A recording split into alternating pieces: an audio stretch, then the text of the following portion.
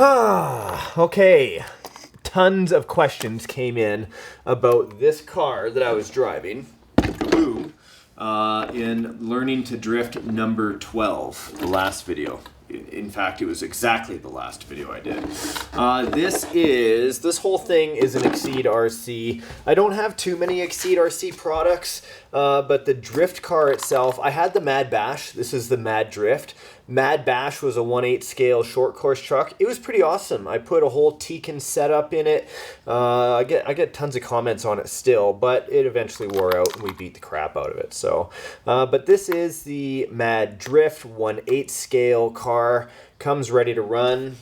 Crappy little radio here, everybody knows that, but for what I need it for, it's a piece of cake. This is not for competition drifting. I'm sure you could do it, but I'm not really going to amp it up or anything like that. Other than I put a couple of 10,000 milliamp batteries in there from Gen's Ace. These are 2 cells, my friends. Look at this.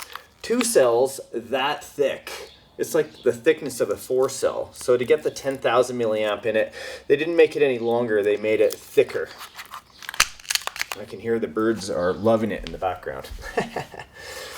This is I think an offshoot Fly Sky ESC. This is an SC8 ready to run. It does say waterproof right on it. Booyah! But of course, it does say waterproof on the servo. It looks like this whole thing is waterproof. I don't have the box, but it looks that way.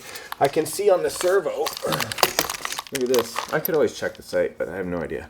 3 little raindrops there. That must mean that this is waterproof as well. Sweet! Of course, drifting in the water would be a little bit challenging, but maybe we could do some cool slow-mo water shots with it now that we know that. I'll have to wait for it to rain.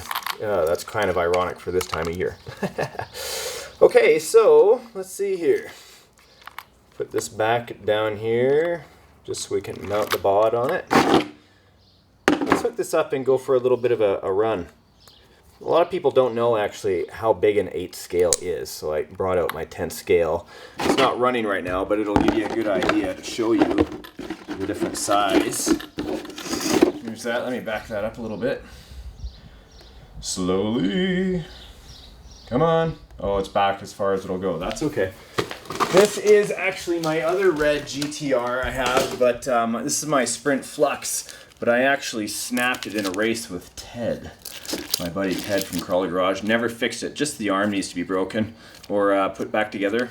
And a few of the extra things, I lost the lid for the receiver box, duct tape, anything for the filming. See the size difference, my friends? Huge size difference. This is much, much heavier.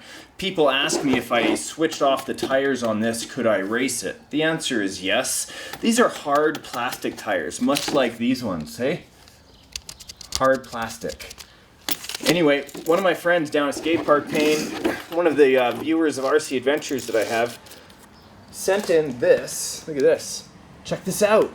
This is the drift body from my buddy 403 Sharpie on Facebook there. I told him I'd show that for you guys so you can go check it out. 403 is the area code for where we live. Look at that. All of this is done with a Sharpie felt. This is all his artwork. Isn't that amazing? Dragon. This is a showpiece. It's never really been run, right? There's no body posts drilled in there. Look at underneath, a whole light kit. Don't worry, I'll get this fixed up. It's more of a show body. It's not really a running body. That's why I figured today I could just let it sit on top of that. We could use this big fella to drift around this, do a few cool things with it. I like this. Anyway, there we go. Let's go outside. Okay, this car here is 4-wheel drive, open diffs on either side. I could get a drift box, but I actually want to learn without one. Also, I want to learn with open diffs because then you just learn that super control right away. Then I can lock up front or back. I'm not really in the mood right now. It's good the way it is.